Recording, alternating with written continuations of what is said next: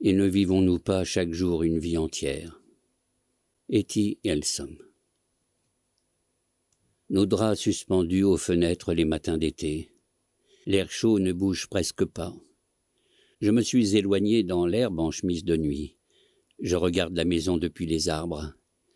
Je le cherche autour de moi. Je crie son nom pour le plaisir. Il est peut-être allé se baigner. Je ne mets pas les premiers jours au début. Je prends les souvenirs au fond du chapeau. J'ai les yeux bandés. Je plonge la main au hasard et déplie les carrés de papier. La brasse loin du bord de la mer.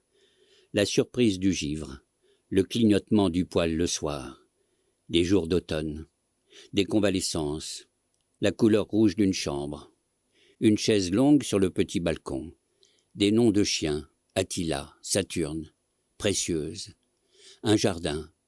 Des mariages. Un orage sur la route. Le soleil d'hiver. Les morts. Les vacances. Les enfants. Plus tard, j'aurais pu avoir un petit garçon, par exemple. Je l'écouterais parler seul dans la chambre voisine de longues heures, sans un silence. Il parle indéfiniment en changeant de ton. Je reconnaîtrais parfois un mot. Cheval, capitaine, attention. J'ai des souvenirs d'avance. Je les écris dans le désordre, très vite, pour rester vivante.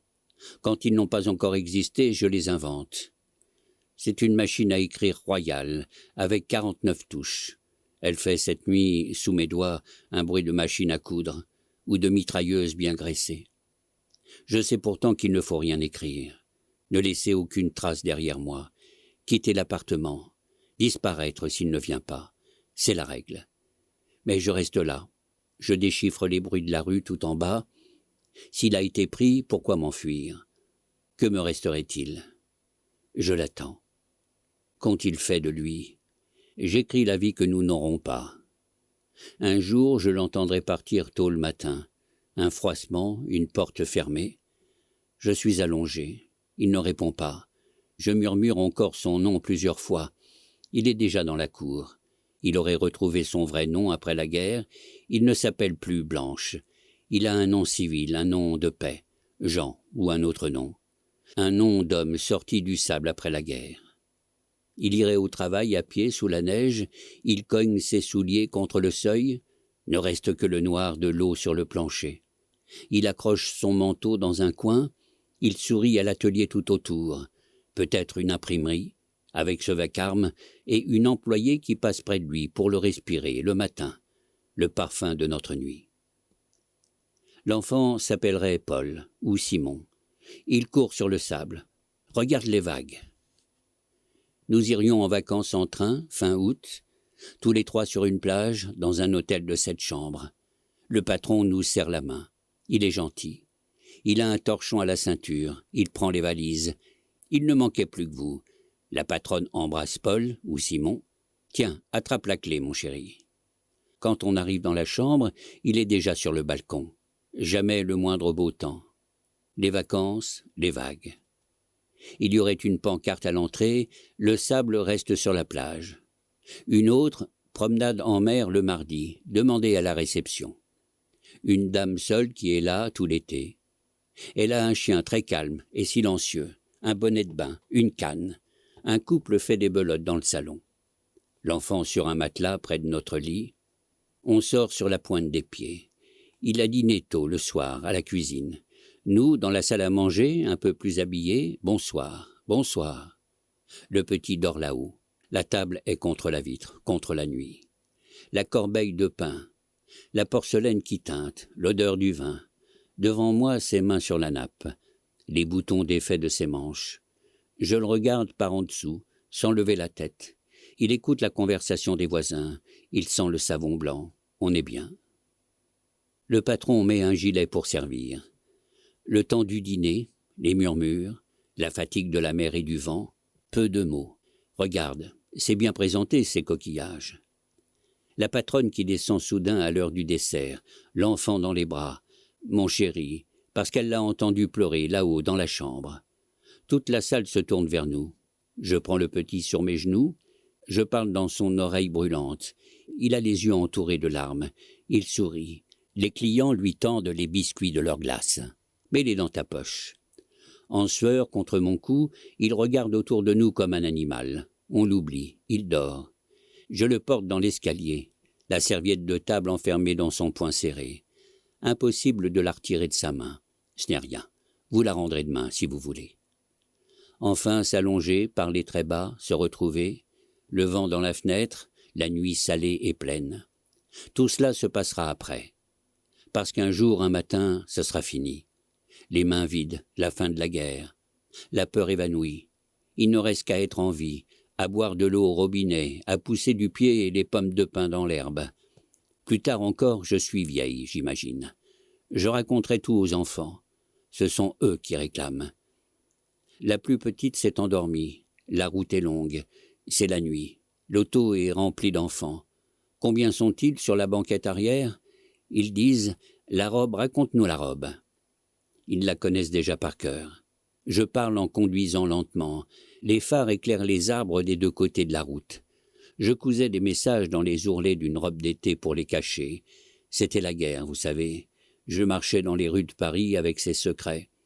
Forteresse légère. Il y a du monde sur les trottoirs. Je n'ai pas peur. On me regarde trop pour me voir. La chaleur, les voitures allemandes qui ralentissent, les regards, les rires, les cris « Mademoiselle !» et les vivants cachés dans le revers de ma robe. Je mets ensemble le passé et l'avenir. Je ne fais pas le tri. Je gagne du temps sur la nuit. Peut-être que je reconnaîtrai soudain son pas dans la cour, l'entendre enfin venir. Bonsoir, son pas posé sur ma terreur. Il monte, il ne me regarde pas. Pourquoi m'avez-vous attendu? Je souris. Je ne dis rien. Je rassemble les feuilles répandues sur la table. Il est là, le battement de la fièvre sur mes tempes, les cheveux encore collés de cette buée de mots. J'ai été petite, réveillée en sursaut la nuit par le silence. Je me demandais à tâtons où j'étais, peut-être à peine endormi, tout près du soir, peut-être ailleurs, dans une maison lointaine. Je ne sais plus. Je ne cherche pas vraiment. Les yeux fermés. Je profite un peu d'être perdu. Un lac noir sans rive où je fais la planche. Et puis, de très loin, me parvenait le clapotis d'une voiture à cheval dans la rue. Ce bruit du matin que je reconnais, qui me prend la main et me ramène à la maison. Viens, c'est l'heure, on rentre. J'ai vu les dimanches de guerre, la ville heureuse quand même, ce monde partout, la foule au jardin, les goûters dans les landaux, les ponts piétinés, les familles penchées sur la Seine. Le soleil qui fait croire à la paix. Hier, j'ai eu 19 ans. Mais il y a sous mes mains cette nuit une femme qui se met à exister dans ma chambre, bavarde et vieille. Elle descend le clavier comme un escalier d'honneur. Une femme très âgée qui parle et me survivra, c'est moi.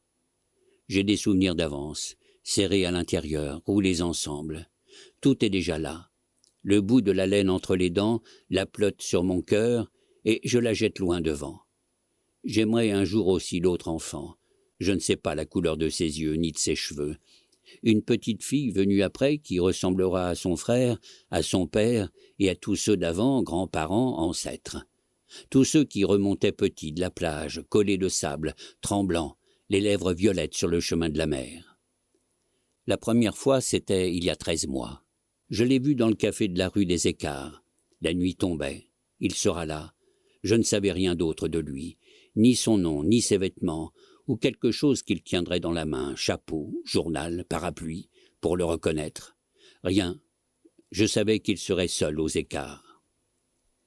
Plus tard, ce que j'ai su, le nom des feuilles interdites qu'il me dictait, les feuilles volantes, et pour lui, le patron, un nom de femme, un nom de guerre, Blanche.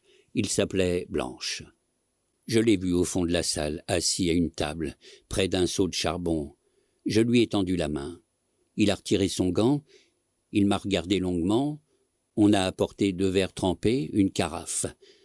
Je desserrai mon écharpe en regardant un peu au-dessous de ses yeux. Lentement, il a dit mon prénom. J'ai relevé les yeux à peine et c'était fait, les choses limpides devant moi. Un jour, je n'aurais plus été jeune. Une rumeur, des gens. Ah, elle devait être très belle. Alors je joue un jeu vieillissant. Un peu de lenteur, un pas en arrière, une tasse de thé. Je m'arrête devant les miroirs pour me regarder. De l'intérieur, je souris. Je me sens 30 ans. Le ravinement des pluies et du vent, le cœur égal. Dans le café, il a dit mon prénom avec de l'air dans la seule syllabe. Il m'a demandé si j'avais assez de ruban d'encre pour la machine. Il poussait mon verre avec le dos de la main. Et si je pouvais travailler chez moi? C'est un travail ennuyeux, Claire. Cela ne me dérange pas, je n'ai rien à faire. Il n'a pas parlé de ma famille, il n'a pas parlé de la prudence, il n'a pas parlé de mon âge, il a bu son verre. Les 2 autres clients étaient sortis. Il n'a pas parlé du danger, il n'a pas dit « Vous avez 17 ans, regardez ». Il est resté quelques minutes à perdre du temps en silence. Il est sorti avant moi, il m'a serré la main. Large, les yeux fatigués, le visage tranquille et imparfait, il a dit « À 5 heures, chez vous ». Il a redit mon nom au-dessus de moi. « À 5 heures, demain, au revoir ». Le voisin, il est derrière le mur jusqu'au matin. On l'entend marcher, il tousse, il s'arrête pour écouter. Il y a aussi le pigeon entre ses briques de l'autre côté de la cour. Ils entendent comme moi. La nuit avance, je sais bien qu'il faudra m'en aller. Je ferai dans 15 ans des promenades le soir en juillet dans les rues. Cette odeur, une chaleur nue qui ne tombe même pas la nuit, les places désertes, le pollen, bien après la guerre. J'attendrai un enfant, je sentirai sous moi mon ombre portée. Je passe à l'atelier avec son nom sur la porte, son nom de paix, Jean ou un autre nom. Son nom peint en boucle dorée sur le verre, Laurent ou Raphaël. Si c'est une imprimerie, tout le bruit a cessé parce qu'il est tard. Je le vois derrière une vitre, il parle avec la jeune employée. Je n'entends rien de ce qu'ils se disent, c'est elle qui me voit. Votre femme, regardez, il lève la tête. De la main, je fais signe que je m'assois, que j'ai le temps. Il parle encore avec elle, et je voudrais que cela dure. Elle écoute, inclinée, elle me regarde parfois, elle est sûrement belle. J'ai le temps, la main posée sur mon secret, il parle, je suis sa femme. Assise sur la banquette, je compte les traits de lumière sur le plancher. Et je me laisse plaindre l'autre femme en silence. Et je me laisse croire qu'elle m'envie. C'est une croyance tendre en moi. Et quand je lui dis au revoir, parce qu'elle passe tout près, je voudrais prendre ses 2 mains. Vous savez, il m'a parlé aussi de vous. Il vous aime bien. Je ne peux pas imaginer qu'on l'attend aussi peut-être dehors, que la nuit de juillet la baigne autant que moi dans une huile lunaire. Quand je me retrouverai seul avec lui, nous pourrons rester longtemps à nous regarder des 2 côtés du carreau. Dans la rue, nous ferons des détours pour allonger cette douceur. J'écris ces mots, j'invente des allées inconnues, des places, des balles, des forêts. Je cours loin devant moi. J'invente l'endroit où nous attend tout ce qu'on ne vivra jamais. Il est minuit. J'écris vite parce que les lignes sont des années. Le voisin du premier loue la chambre d'en face. Il dit qu'il y met les meubles de son frère, qui est en Westphalie. Il les aime, les meubles de son frère. Le jour, la nuit, à les regarder. Écoute-le monter et descendre l'escalier. Ses commodes sentent le caveau des pommes, le beurre bien jaune, la viande fumée, le marché noir. Respire l'odeur des saucissons, le chocolat, le jambon entier, les tonneaux, la crème. Le voisin est un homme souriant, le voisin est un homme riche. Et votre chère tante, mademoiselle? Il remplit la largeur du couloir. Je n'ai pas la place de le croiser. Des nouvelles de votre chère tante? Le visage rosé, les mains rondes, l'œil qui poisse. Mademoiselle, mademoiselle. Il traîne. Le voisin est curieux de moi. Je brûle dans le poêle tout ce que j'ai. Je ne vais pas avoir froid. Demain, je regarderai la chambre vide, les cendres chaudes en riant. Il sera enfin là. J'ai eu tellement peur, vous n'arriviez pas. Je vous ai attendu cette nuit, j'ai eu peur si vous saviez. Et je tiens dans mon dos les pages noires d'écriture. Je cache la vie qui est devant nous et qu'il ne connaît pas. Le blanc de nos nuits posé sur la fenêtre, les larmes, les années entre ses bras. Je lui cache aussi les enfants de nos enfants qui viendront un jour et que nous attendrons au mois d'août à l'arrêt d'autocar en plein soleil. Le silence sinueux de la route, l'auto rangée sur le bord, les mains dans les poches, le ciel bleu. Il n'y a personne. Le dernier blé debout dans notre dos. Tu vois, on est même en avance. Je te l'avais dit. Il arrivera ici, il frappera un coup sur la porte. J'essaierai de ne pas rire devant lui. Je vous attendais. Je ne voulais pas avoir froid. J'ai brûlé tout ce qui restait. L'échelle en acajou du palier, les livres. De toute façon, ce n'est pas grave. Je n'ai plus besoin de rien. Vous êtes venu. La deuxième fois que je l'ai vu, ce n'était plus au café des Écarts. Il est arrivé à 5 heures le lendemain. J'avais sorti la machine à écrire. J'avais passé à l'avance les lettres de fer à l'alcool. Une phrase tapée en l'attendant pour essayer la bande d'encre neuve. Le V reste coincé. J'essaie la bande neuve. J'ai regardé ma chambre, le lit bordé, l'évier, la pluie qui se mouche au carreau. J'ai écouté sans bouger. Il a frappé un coup léger, un coup sourd. Un poing qui se pose sur la porte et y reste. À peine quelqu'un. J'imaginais le chat du gardien, un oiseau captif du couloir, brisé contre la porte. Je me suis approché, je croyais trouver l'oiseau mort sur le sol. Je n'ai pas cherché son regard. La porte ouverte, le froid du dehors est passé sous moi. Pas un mot, il est entré. Il a mis ses gants dans sa poche, il s'est approché du poêle. Vous venez d'allumer le poêle? Il ne faut pas. Ne changez rien pour moi. Il a dit mon nom, la 3e fois, et j'ai fini de compter les fois. Une syllabe, un flocon qui s'est posé longtemps, blanc, chaque fois, gelé et doux sur ma nuque. Mon nom que je croyais n'avoir jamais entendu, qui fond toujours au milieu de mon dos. Le patron a dit, en haut, vous écrivez les feuilles volantes, feuille 8, décembre 1942. Et j'ai écrit. J'ai senti, petite, l'odeur des écoles, le matin inhumain à 7 ans et demi, le bol de lait dans la cuisine, en rang sous les platanes, la machine des heures, les sonneries, le goûter, le répit du soir, l'espoir d'être malade au réveil de temps en temps. Tu vas te reposer aujourd'hui, et soudain la journée entière vide devant. Je me rappelle tout, depuis le premier matin jusqu'au dernier. Je me rappelle ce que j'ai oublié et ce que je ne saurai jamais. Il ne vient pas tous les jours, mais quand il ne vient pas, il me le dit. Il arrive toujours à l'heure. Il dicte ses feuilles volantes, les nouvelles du réseau, qui encouragent et consolent. Il me les dicte d'un jet, au rythme de ses pas. Quand il s'en va, il laisse aussi parfois des petits paquets d'écriture illisibles. Prenez cela pour travailler en attendant que je revienne. Je garde le code pour les traduire, enroulés, plantés comme un clou dans un nœud éclaté du parquet. Les nuits entières, je transcris. En entrant, il prend seulement le temps de lire et il brûle tout dans le poêle éteint avec une allumette. Après la guerre, mais regarde, c'est fini maintenant, tu peux dormir. Le premier matin d'après la guerre, la grande avenue vide, les guirlandes mouillées. Qu'est-ce que je fais après la guerre? Après la guerre, je repeindrai la cuisine de ma tante, en blanc, cette chambre et l'appartement entier. Elle sera revenue un jour avec ses malles. Je l'entends déjà. Tu ne t'es pas ennuyée à Paris toute seule? Et le petit personnel raccroche les tableaux.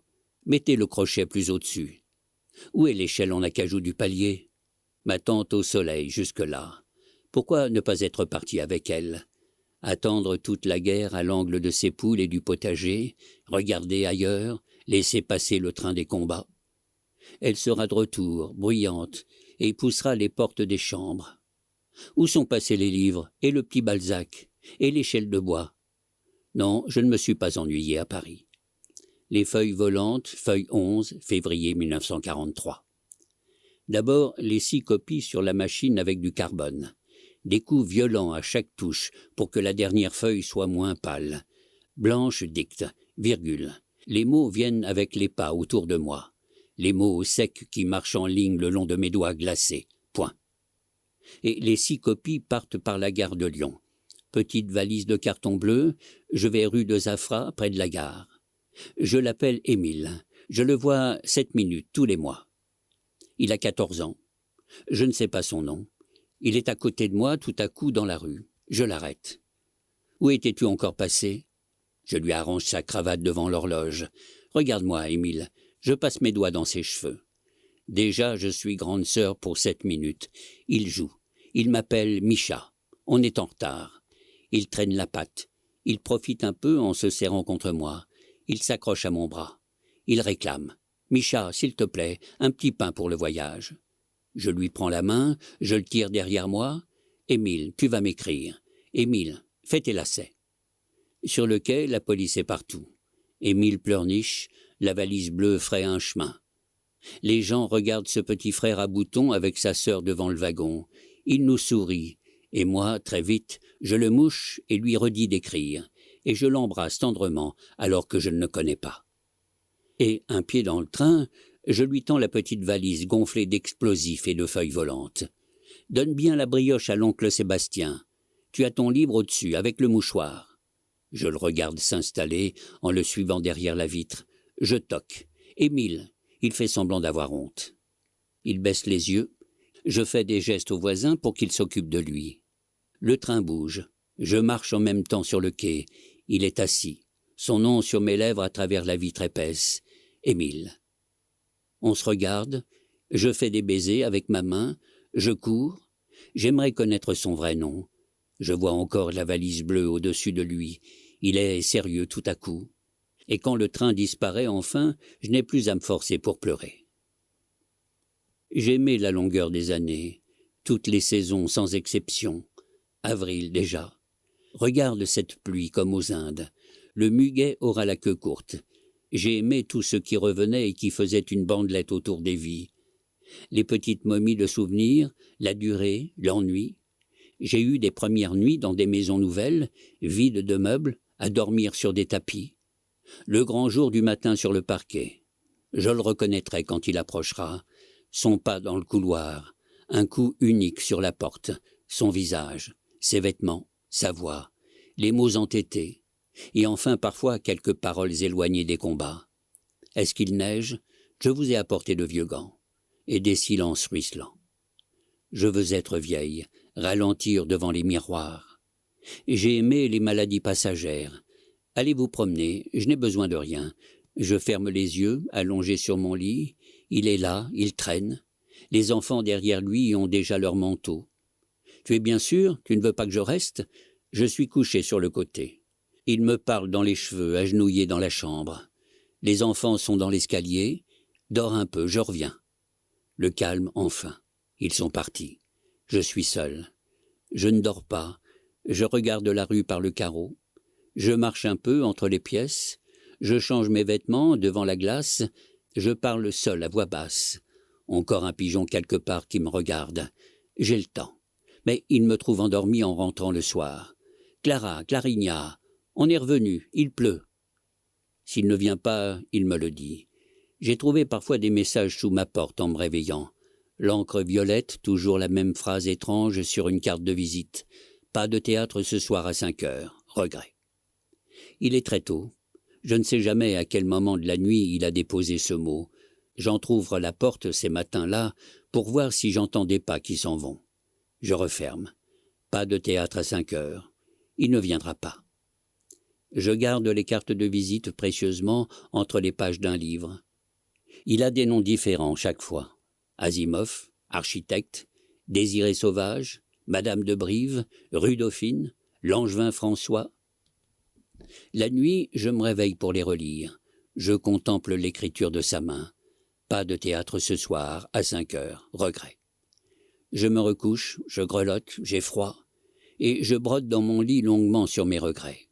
Il va apparaître avec sa colère, la colère froide du patron.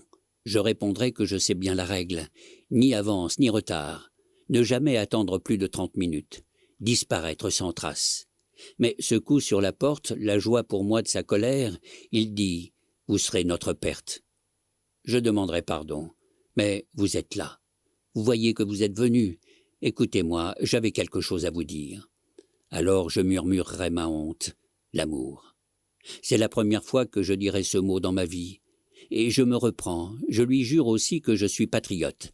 J'aime les campagnes en juin, l'épaisseur des bourdons, les champs, les bois, les chemins passés dedans à l'aiguille. J'aime le combat plus grand que moi, le toit des villes qui vibrent au soleil, les fermes qui aboient, la patrie. Les poussins patriotes dans la paille, le fil à linge patriote, les cris patriotes des geais, l'herbe patriote. Mais ma patrie est aussi debout à côté de moi, c'est lui. Depuis que je vous ai vu au café des Écarts, depuis vos yeux juste levés sur moi depuis ce temps, et je me tais. Je ne dis rien d'autre à cause d'eux. Casgrain, Michel, Rosine, les morts. Ils tombent et d'autres s'avancent. Les hommes et les femmes comme des bâtons jetés. Je me rappelle, petite, derrière la lucarne du toit, sous la pluie, j'ai lancé des bâtons dans une gouttière. 100 brindilles jetées. 100 autres qui dégringolent. Et une seule qui se coince dans la gouttière avant la chute le long du puits de zinc. 100 autres perdues, sacrifiées, qui dévalent avec l'eau de pluie. Et une deuxième arrêtée. Et cela encore longtemps. Un nid construit avec la lenteur des corneilles sur les cheminées qui fument. Les autres brindilles dans les flammes jetées pour rien. Casse-grain, Rôle, Rosine. Rosine avec ses bras blancs, ses yeux, sa voix qui traversait l'air. Rosine avec ses cheveux. Elle demandait « Après, tu viendras chez moi, Lisieux. Après, tu connaîtras ma mère. » Est-ce que je serais allé voir sa mère après la guerre? Je veux être vieille. Je veux du temps lourd sous moi, du temps passé, des remords. Est-ce que je suis allé à Lisieux voir sa mère? Le visage dans le jour étroit de la porte. J'aurais cherché longtemps la maison dans la ville. La mère de Rosine a les mains mouillées, une blouse aux manches relevées, je reconnais les yeux. Il fait beau, j'ai attendu avant de sonner. Je reste debout dehors, une poule a été plumée dans l'herbe à mes pieds. « Bonjour, madame, j'ai bien connu Rosine. Madame, j'étais une amie de Rosine. » Les poings serrés, je me suis entraîné à le dire. « Bonjour, madame. » Elle entr'ouvre, elle me regarde à peine, elle referme aussitôt sur moi. Je sonne encore. « S'il vous plaît. » Est-ce qu'au moins je suis allé voir sa mère à Lisieux? Je suis ensuite assise sur un banc dans la salle. Je vois les patates épluchées au fond de la bassine d'eau. La mère est de l'autre côté, avec le couteau. Elle a fait du café. Elle ne bouge pas. Elle fixe le coin de table où sont posées mes mains. Elle pense à Rosine. Elle dit « Je n'avais rien d'autre qu'elle » ou bien « Vous êtes venu en train » ou elle se tait. Et moi, que dirais-je ce que j'étais? Qui me racontera? Qui m'a regardé? Qui m'a regardé tout entière? Je reviendrai d'une longue absence un soir d'été. Je veux le surprendre. Il m'attend seulement le lendemain. L'appartement est sous les toits. Je grimpe les étages en sueur. Je ne sonne pas. Je suis en avance d'une nuit. Je poserai mon sac dans l'entrée sans un bruit. Tout est éteint. La chaleur est étouffante. De pièce en pièce, je cherche quelque chose de lui sur les meubles. Une preuve de vie. Il n'est pas dans la chambre. Je m'arrête. Soudain, je ne serai plus certaine qu'il existe. J'ai peut-être rêvé tout ce qui précède. Notre vie, ses mains, la fin de la guerre, les noces, sa voix, les saisons passées ensemble. Mais dans la cuisine, une chaise aura été poussée contre la fenêtre entr'ouverte. Je m'approche, j'ouvre complètement. Je regarde la nuit devant moi, les toits sans fin de la ville. Je pose un pied sur la chaise, j'enjambe la fenêtre, un pas de plus à gauche en équilibre sur la gouttière. Je ne bouge presque pas. Je lève les yeux vers les tuiles au-dessus de moi. Il ne m'a pas vu. Il est assis contre les briques dans le soir lumineux, le torse et les pieds nus. Il a un livre dans les mains. Il est monté chercher la fraîcheur parmi les cheminées. De temps en temps, il s'arrête, il prend la bouteille de vin coincée entre ses genoux, il boit une gorgée, le visage tourné vers le ciel, il replonge dans le livre. « Tiens, vous voilà, vous ?» Il parlera sans me regarder. Il sourira. Il me dira à vous, comme au premier jour. Sa peau brille. Il ne relève même pas la tête parce qu'il a le temps et que la vie est devant nous et qu'il ne craint rien. J'escalade la pente du toit, j'ai retiré mes chaussures comme lui, il ne bouge pas. Il n'a pas peur que je glisse. Il continue de lire. Mais je vois bien qu'il fait semblant. Il ferme d'ailleurs le livre et le jette dans le tuyau en terre cuite qui s'ouvre juste à côté de lui, comme s'il le rangeait à sa place dans la bibliothèque. Je pousse un cri. On entend les rebonds lointains dans le conduit de cheminée. Moi, je me laisse tomber contre lui. Il me prend dans ses bras. Il me demande pourquoi je ris, si je suis ivre. Ses mains sont dans mon dos. Je retrouve ma place. Il chuchote sans s'arrêter, très vite à mon oreille. Je comprends un mot sur deux. Il parle de la dame du 2e étage qui trouvera le livre dans les cendres au matin. Il hésite. Il n'est pas sûr qu'elle sache lire. Il dit qu'elle apprendra. Il se plaint de mon avance. Qu'est-ce que je fais là? Je devais revenir le lendemain. Cela le dérange un peu. Je grogne, il m'embrasse. Il me serre plus fort et réclame des excuses. Il m'appelle l'inattendu, l'intruse, l'inexact. Il se tait enfin. Il éloigne son visage et regarde le mien. Il murmure que c'était long, un temps. Il m'observe encore. Et il ne peut se retenir. Il reprend son numéro de foire. Il me dit que j'ai vieilli, qu'il ne m'aurait pas reconnu s'il m'avait croisé dans la rue. Il se désole encore que je sois déjà là. Il raconte les folies qu'il avait en projet pour sa dernière nuit sans moi. Je peux décrire chaque instant de ce qui n'existera pas. La tiédeur de la brique, le vertige là-haut, au-dessus du monde, le goût du vin dans sa bouche, les mots, la nuit blanche, l'averse qui nous chassera du toit avant l'aube. Je peux écrire sans rien avoir connu. Qu'est-ce que je sais des retrouvailles? Qui m'a jamais attendu? Et lui, est-ce que je l'ai déjà vu rire une seule fois? Je retrouvais chaque mois Rosine au marché de Joinville. Elle vendait des légumes et des herbes devant l'église. Je devais lui remettre une enveloppe contre une autre plus épaisse. Je prenais le train de 10h30 à la gare de la Bastille. La dernière fois, elle m'a retenu pour l'aider. Il était midi. Je portais ses paniers en la suivant dans la rue. Autour de nous, le printemps écrasait tout. On ne voyait même plus les grilles des jardins. Elle m'a montré sa maison au fond d'un potager minuscule. Je me suis assise avec elle sur la pierre devant la porte, les jambes allongées au soleil.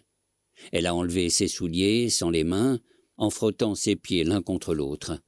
Les pétales de la glycine tombaient sur nous. « C'est ton vrai nom ?» Elle avait peut-être 30 ans. « Et toi ?» Ses cheveux tenaient dans un chignon bancal. Elle a ouvert l'enveloppe que je lui avais apportée. Des photos d'identité plein les mains. Il y avait des hommes et des femmes, visages coiffés, endimanchés, éblouis par la lumière blanche. Elle les observait un par un. Elle me les montrait comme une collection qu'elle étalait ensuite sur ses cuisses. J'ai fixé chacun dans les yeux. Rosine souriait. « Regarde-le, celui-là. » J'ai reconnu Émile, le garçon de la gare de Lyon. Il avait une cravate, les cheveux rangés, collés sur le front. Il paraissait moins jeune que quand je le tenais par la main quelques jours plus tôt sur le quai. Il avait l'air d'un homme. J'ai rendu la photo à Rosine. Lui, tu sais, je le connais. La dernière était une petite fille. On se l'est arrachée plusieurs fois pour mieux la voir. Rosine m'a ouvert sa maison de faussaire. La clé était cachée sous un pot. Elle fabriquait des papiers dans sa cuisine. Elle les vieillissait avec du bouillon de légumes passé au pinceau. Des tampons et des timbres étaient rangés près de l'évier, sous la fenêtre, des encres dans du verre épais, assez pour équiper une préfecture. Je lui livrais chaque mois les photos pour son travail du mois suivant. Rosine ne cachait rien. Elle n'avait rien à perdre. Son mari était tombé d'un camion en 1940, très loin du front, à Châteauroux. Elle n'avait plus que sa mère, là-haut, à Lisieux. Une lettre à Noël et à Pâques. Elle m'a fait monter dans sa chambre. Elle a ouvert l'armoire comme un théâtre. Il y avait 5 uniformes allemands suspendus à des cintres. Rosine. Elle haussait les épaules. Ce n'est pas compliqué à voler. Il y a toujours des endroits pour qu'ils se déshabillent. Les bains, les hôtels, et des maisons où Rosine connaissait du monde en bord de Marne. Elle s'est laissée tomber de tout son long sur le grand lit. Elle disait qu'elle dormait en bas sur la banquette, depuis que son mari n'était plus là. Ils avaient passé seulement 2 années ensemble. Elle disait 2 années pleines. « Et toi, tu as quelqu'un ?» Elle parlait avec, entre les lèvres, une épingle tordue qu'elle avait retirée de ses cheveux. Elle a dit « Ils font toujours ainsi, ils nous choisissent sans attache. » L'armoire était restée ouverte. Je me suis couché près d'elle. On regardait le plafond. Moi, j'ai un amoureux. En m'entendant, Rosine s'est redressée, les coudes plantés dans le matelas. Ils le savent ? J'ai souri. Même lui, il ne le sait pas. Elle s'est mise à rire, comme j'avais oublié qu'on riait. Un rire d'avant-guerre. Elle roulait sur le lit, le chignon défait pour de bon. Rosine, la tête tenue entre ses bras blancs. Elle criait « Dis-lui, mais dis-lui, ma belle !» Elle tordait le tissu de ma robe dans ses mains. Je riais aussi, le cœur en feu d'avoir parlé de lui. Le train était souvent vide au retour, l'après-midi. Dans les tournants, la vapeur passait en rouleau devant la vitre. je regardais défiler des petits morceaux de rivière entre les arbres ou les maisons. Je pensais à Rosine qui m'avait raccompagné pieds nus à travers son potager. Le train ralentissait au viaduc, après Reuilly. J'avais sur les genoux une poche pleine de fraises et du lilas, et l'enveloppe de faux papier cachée dans la brassière. Le cours de Mademoiselle Dulac est rue de Maubeuge. Il y a 12 machines à écrire à l'entresol, au-dessus de la papeterie tenue par son frère. C'est grâce au cours Dulac que je suis toujours à Paris. Ma tante a accepté que je reste pour ne pas gaspiller l'année qu'elle avait payée d'avance pour moi. Ensuite, elle a dû m'oublier. Nous étions 50 à nous relayer sur les machines pour apprendre un métier de jeune fille honnête. Le frère Dulac se teint les cheveux. On passe devant lui, en bas. On grimpe. On se baisse à l'étage pour entrer. Mademoiselle Dulac ne sourit jamais. Je ne saurais pas dire son âge. Elle enseigne la dactylographie depuis son bureau, à l'oreille, comme le clavecin ou le piano de concert. Elle m'a gardé un soir avec elle. Les autres filles étaient parties. Assise, elle rangeait le contenu d'un tiroir en parlant. « Vous manquez d'exercice, ma fille. » J'attendais debout tout près d'elle. Elle critiquait la position de mes mains. Les doigts raides, le poignet trop haut. « La cadence, ma fille, la cadence, soyez sèche. » La force vient du bas, du tendon. Elle m'a pincé l'avant du bras. « Vous voulez bien faire, c'est votre tort. Vous vous retenez. » Elle replongeait dans son tiroir. « Tapez comme si vous écriviez à quelqu'un. C'est un métier de relâchement, de transparence. Il faut disparaître, ma fille. Alignez les coudes libres. La tension est seulement dans le bas-ventre. Ne regardez pas vos mains. À quoi sert de regarder? On tape avec les jambes, la nuque. On tape avec ce qui ne se voit pas. » Elle s'est levée. Elle passait sur son bureau un chiffon en peau retournée. « La cadence, ma fille. » Je ne l'avais encore jamais vue debout. Elle portait une jupe grise avec des plis plats et des broches.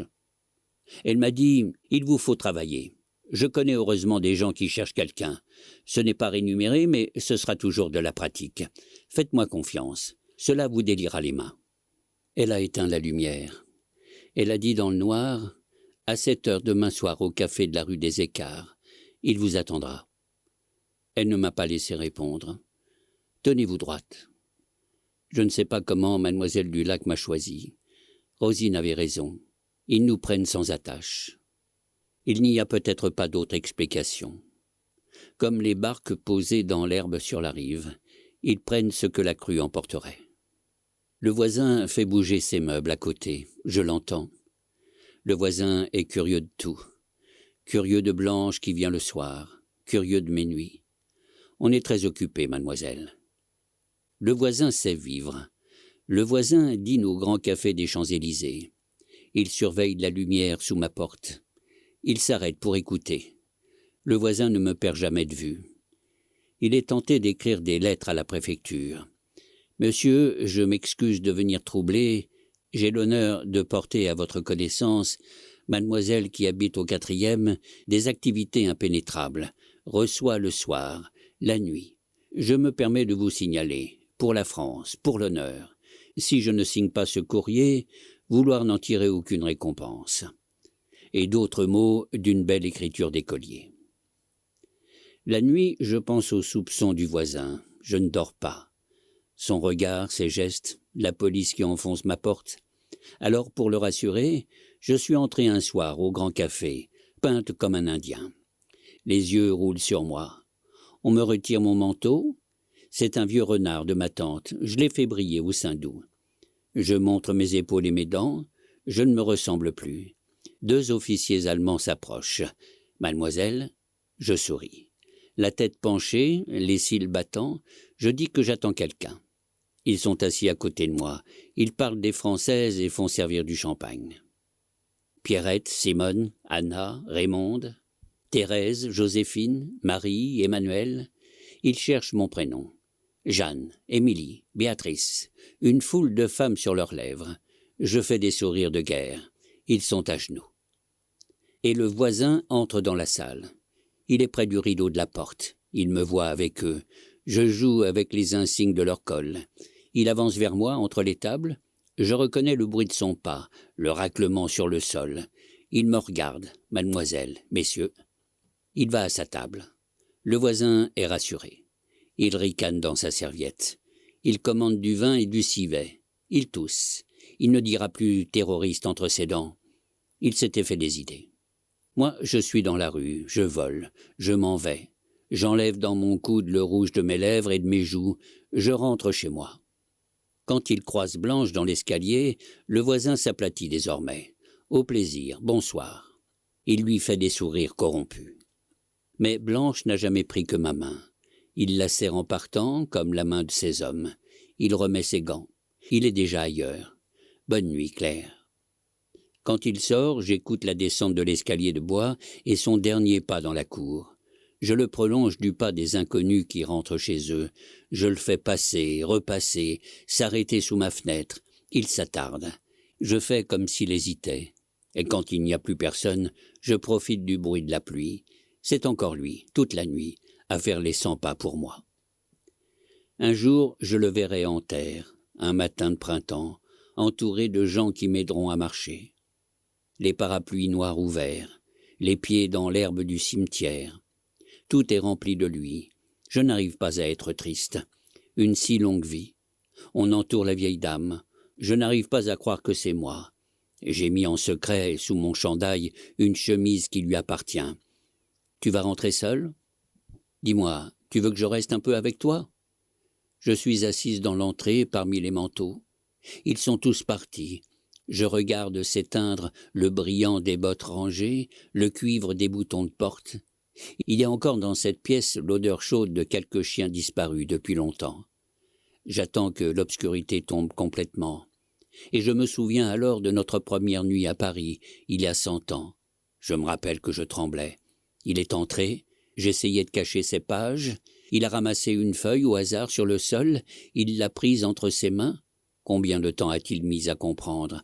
Je vous aime. Il lira en premier ces mots que j'écris maintenant. Il se tournera vers moi. Le coup à la porte, le coup unique de sa main, il est 2 heures du matin. Je veux l'entendre. La peur aura glissé le long de ma jambe. C'est lui. La peur qui s'éloigne en rampant, la langue coupée. Il se tiendra debout avec sa colère. Vous serez notre perte. Il arrache la dernière feuille de la machine. Elle brûle. Je ne peux pas m'empêcher de rire. Je me tiens des 2 mains au plateau de la table. Je vous demande pardon, je savais que vous alliez venir. Les années auront passé, je reparle de cela avec lui. Tu te souviens ? C'était l'hiver. Tu ne savais pas pour moi. J'ai eu peur cette nuit-là. Tu ne savais même pas que je t'aimais. Tu devais arriver à 5 heures du soir, j'ai attendu jusqu'au matin. Il ne me regarde pas. C'est une fin d'été. Il est accroupi et joue avec une rose sèche. Il se tait. Mais quand il se lève, l'air bouge. Je sais qu'il se rappelle.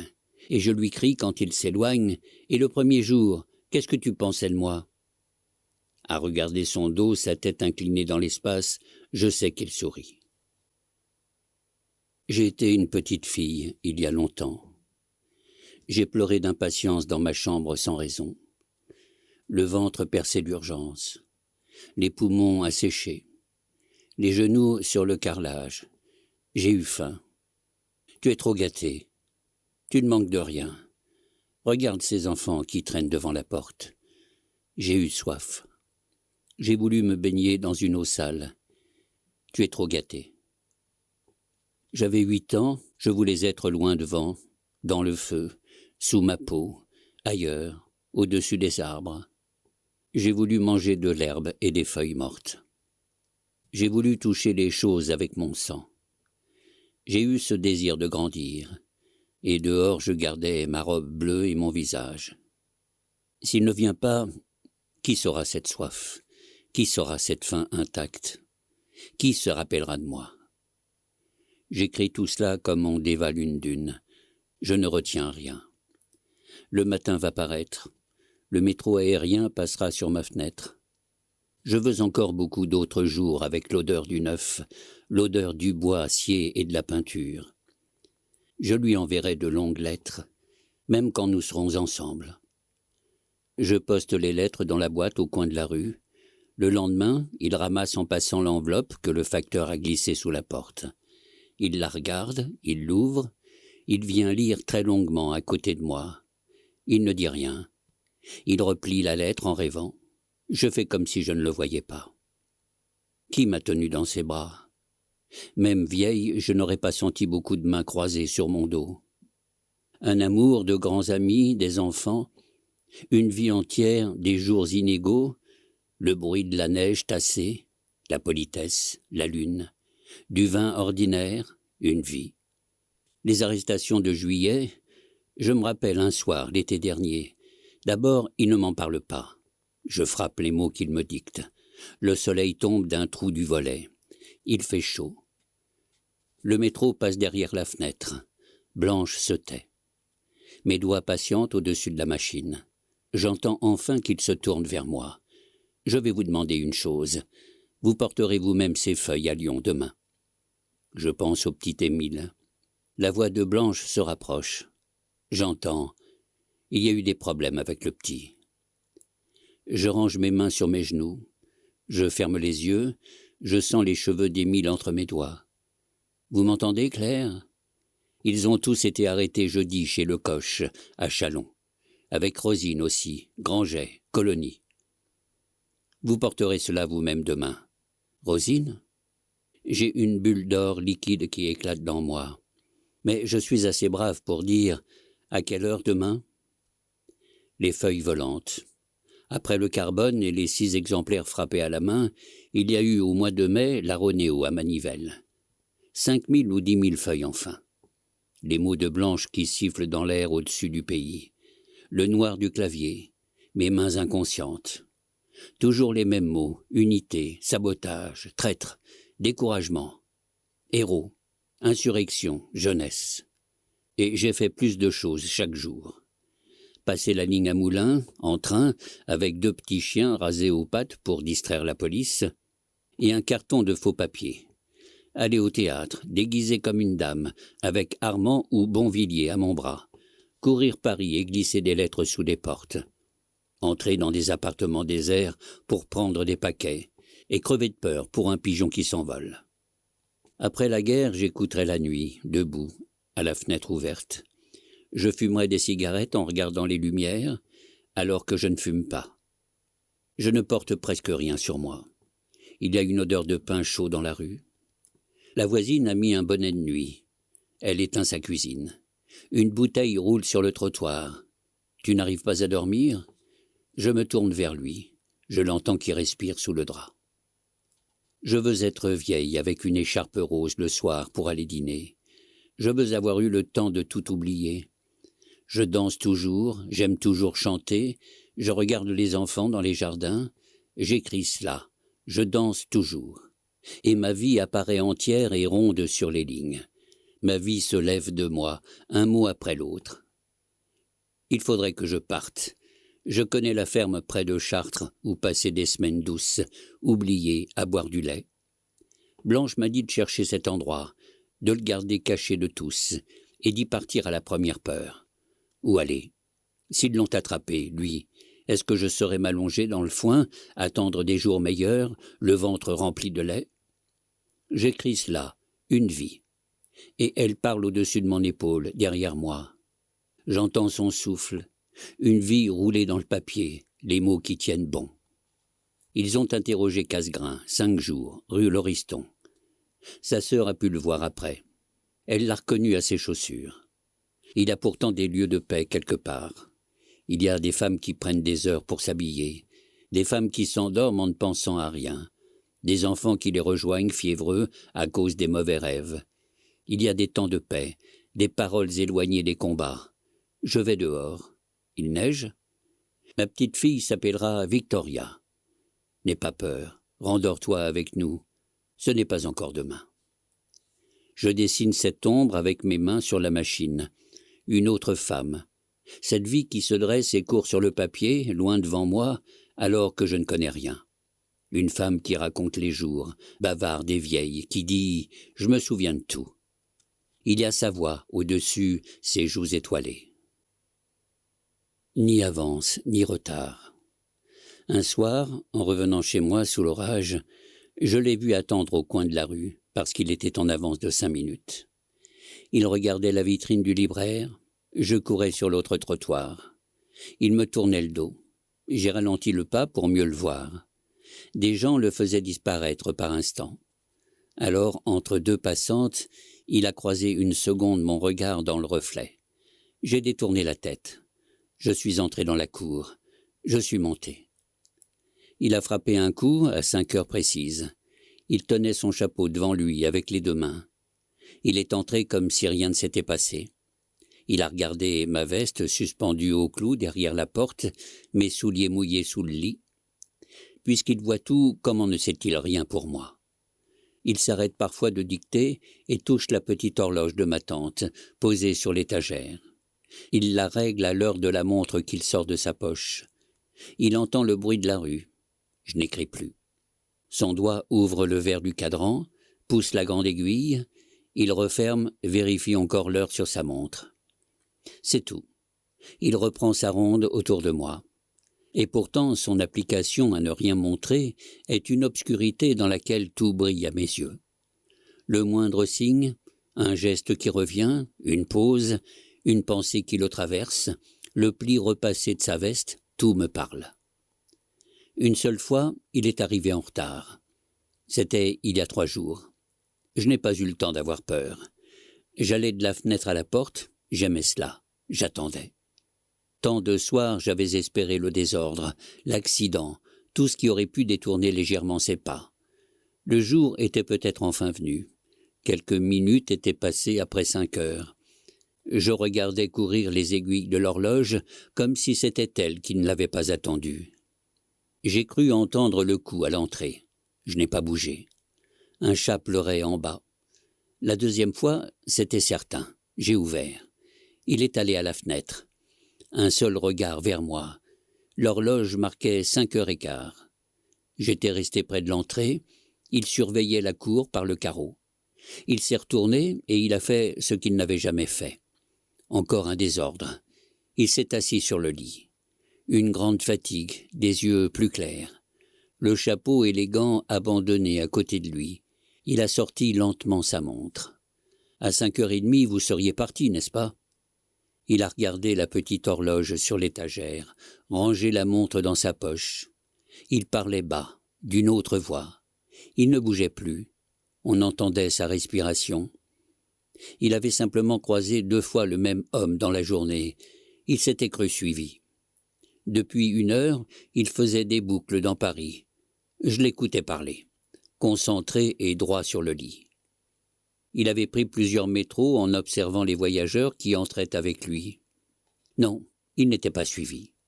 Mais il jurait avoir vu 2 fois le même homme aujourd'hui. D'abord à Passy ce matin, puis à 4 heures, juste en bas. La seconde d'après, il revient à lui. Les paumes posées sur les genoux, il se voit tout à coup assis sur mon lit. Il se lève, attrape au vol son chapeau et ses gants. Écrivez. De l'autre main, il ajuste les boutons du manteau. Il est de retour. Écrivez en haut, à droite, et il dicte. Il est de nouveau très loin de moi. Tout est oublié.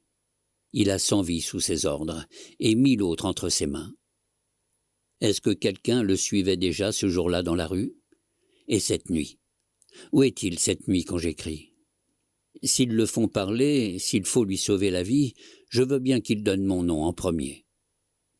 J'ai aimé les soirs, les amis endormis dans des fauteuils, la danse, les dernières lampes qu'on éteint.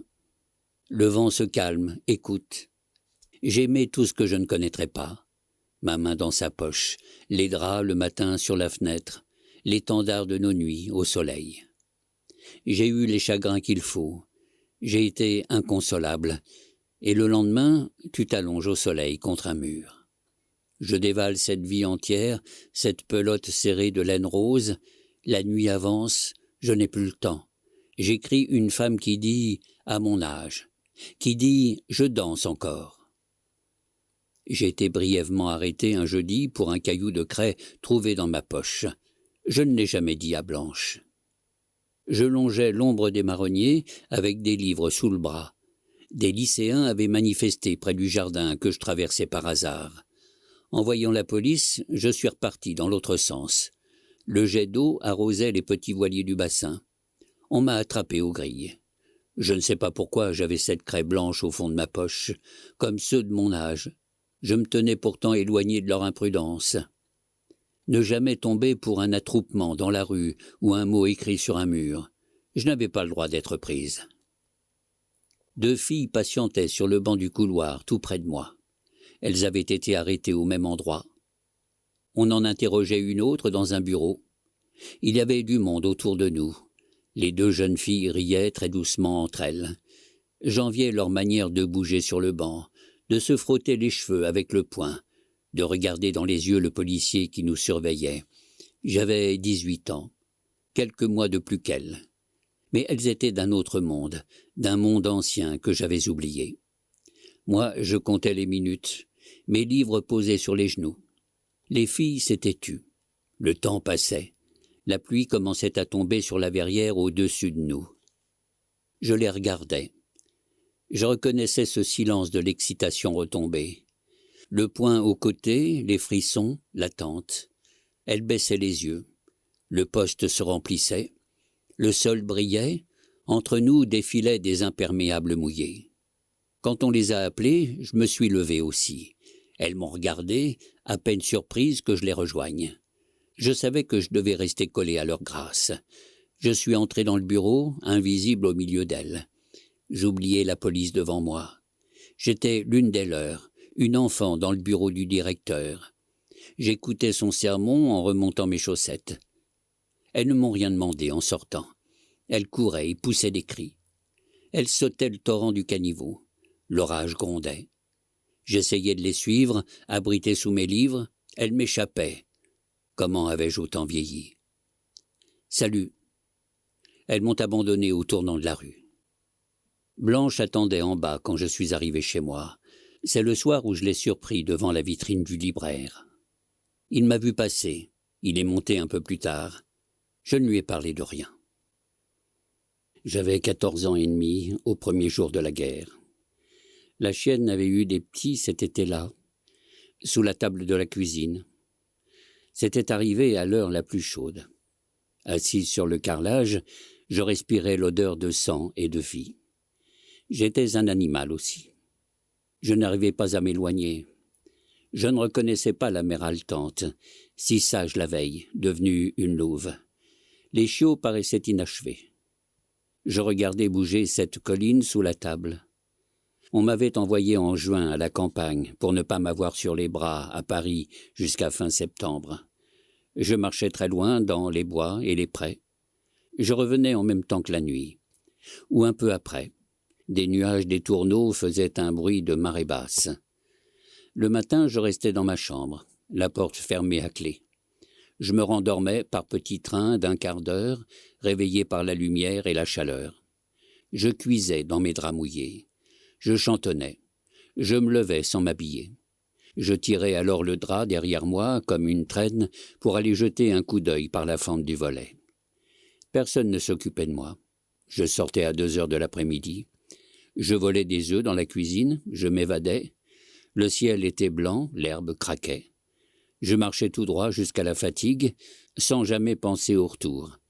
Je ne voyais de gens nulle part, même pas une silhouette dans les champs. J'aurais pu mourir, on l'aurait su le dernier jour, à l'heure du train. On m'aurait cherché dans la maison et sur les chemins. On aurait sondé les étangs, mais j'étais vivante comme 1000. Je sentais remuer une ruche au milieu de moi, une réserve profonde, assez pour la vie entière. Il viendra, il n'aura pas de colère. Il faut partir, venez. Je l'écris pour croire que c'est arrivé. Il viendra, il me donnera ses gants. Mettez cela, il fait froid. Je t'ai attendu, tu vois. Je veux être vieille et ralentir devant les miroirs. Je veux une vie étendue des 2 côtés de la guerre. La petite maison aura peut-être brûlé, un été, longtemps après, dehors avec les enfants devant les flammes. Les larmes salées dans les couvertures grises. Nous sommes tous là, regarde. Les bras et les doigts qui se tiennent ensemble. Tout a brûlé. Mais regarde-nous, vivants. Le premier rire. Il faudra recommencer. Je me suis peut-être trompé depuis le premier jour. J'aurais dû rester sur le bord. Ne nage pas trop loin. Ces mots qui gardent en vie. Ne te penche pas. Tout ce que l'on dit quand il est encore temps. J'aurais dû acheter du pain, du beurre, m'asseoir dans la cuisine, une tartine de beurre, du café au marché noir. J'aurais eu les coudes sur la table, assise au bord de la guerre. L'émail rouge des gobelets accrochés au mur, du gaz bleu sous la casserole, rien d'autre pendant des mois. Ce qu'il reste des batailles après l'odeur du pain grillé. À quoi sert de quitter la cuisine? Attendre là quelques saisons, s'asseoir, ne plus se battre, ne plus se battre. Vapeur de guerre à 2 rues. La porte fermée, volupté de sucre et de beurre frais ici. Blanche dictait sans jamais se reprendre. Il ne laissait presque pas de silence. Les feuilles volantes, la voix basse, les mots pesés un par un. Il disait les trahisons, il donnait des dates, des noms. Il parlait des sacrifices, des victoires, des jeunes gens fauchés au combat, leurs rêves, le privilège des vies brèves restées promesses et désirs. Il dictait, j'écrivais. Il parlait des morts. À ceux qui restaient, il commandait de tenir ses promesses, laissées par d'autres.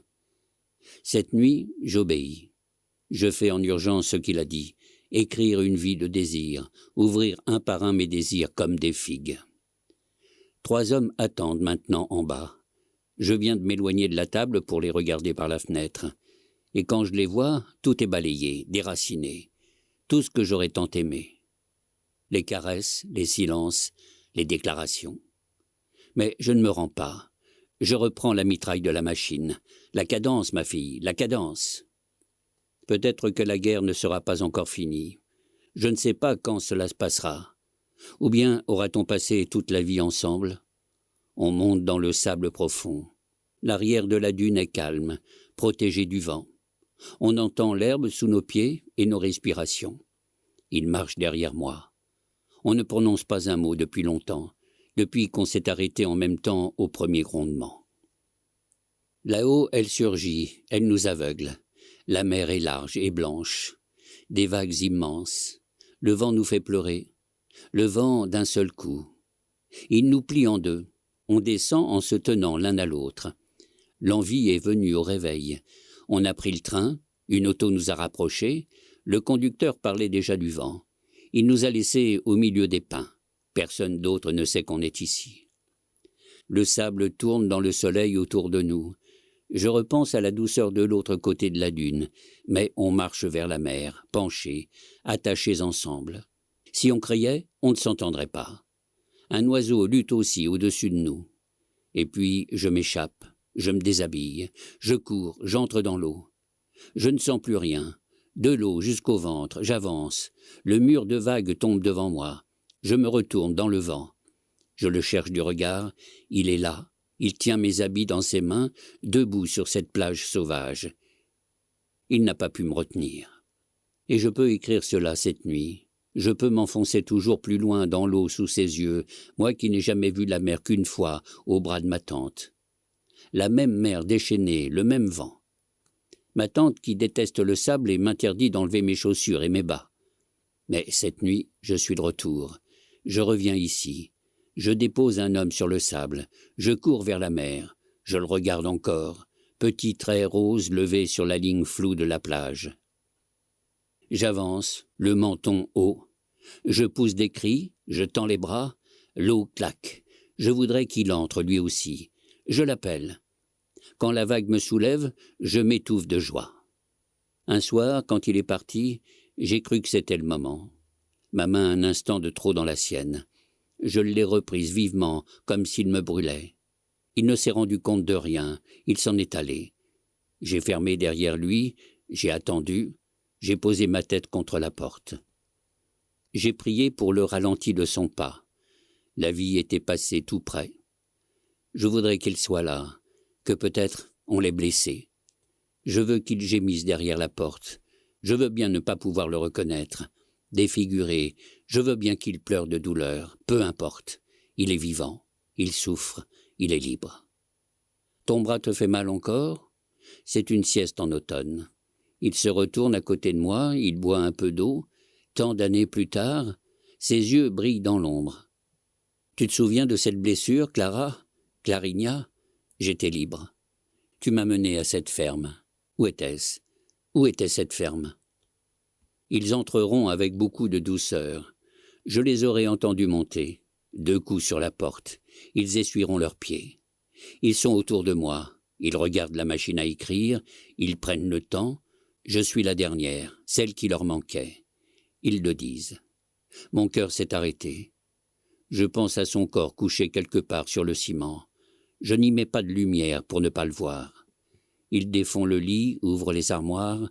J'ai caché à temps ces feuilles sous la dalle, sous le poêle. La fonte est encore chaude, ils ne trouveront rien. La victoire, les mots. L'un d'eux prend mon manteau. Il a presque mon âge. Il est poli. Il parle trop bien cette langue qui n'est pas la sienne. Il fallait vous sauver, Claire. Est-ce qu'on ne dit pas cela en français, se sauver?